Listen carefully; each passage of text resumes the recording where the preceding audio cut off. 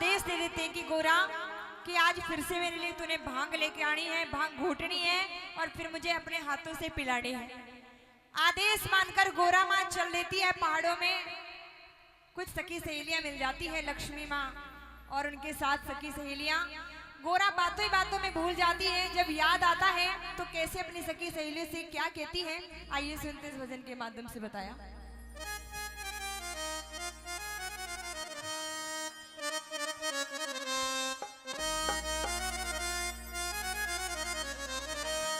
कि मेरे सर पे गठड़ी भांग की, हो मेरे सर पे गठड़ी भांग की, हो मने जाना पड़े जरूर कि वो बोड़ा बैठा बाट में।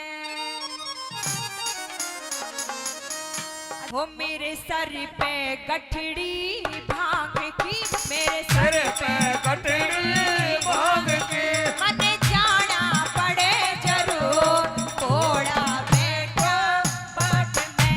मने जाना पड़े जरूर घोड़ा बैठा बाट में।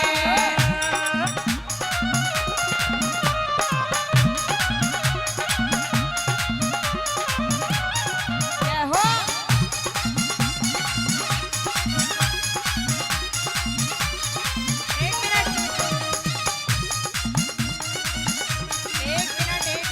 गुरुजी, पहली भक्तनी तो ये हैं जो हाजिरी लगाएंगी। आजो आजो जिन जिन को हाजिरी लगानी है।